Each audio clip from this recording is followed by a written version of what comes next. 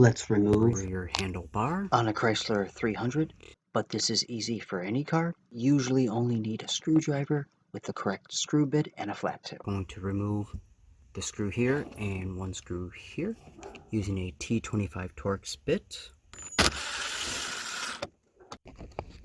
I'll put all the tools and parts in the description below.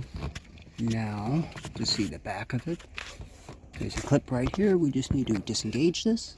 So if you spin the handlebar around, you'll see a tab.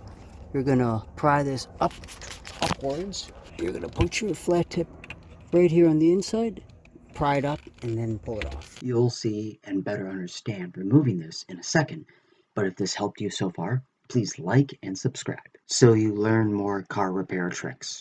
Now that it's off, it's a little easier to show, but quick tip, use a thinner, smaller flat tip, and you're just literally pushing this upwards and then pull it out. Now it's time to reinstall the grab handle, co-hook, rear dome, reading lamp, whatever you want to call it. Also, take a quick look. That's where the connector is going to go.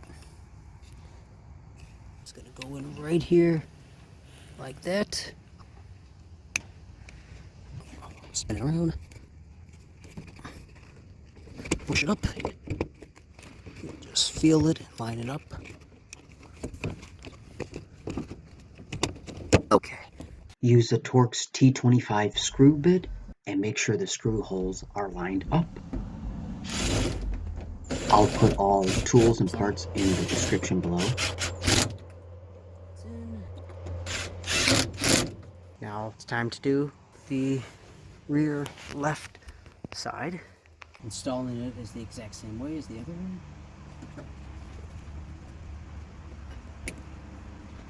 The snap is when you know it's connected.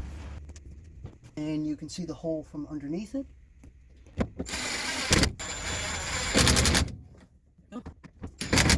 Make sure the handlebars feel tight and that the push button reading light works. Tell me what your thoughts about this video in the comments below, and if you have any questions or input to the other viewers you would like to share.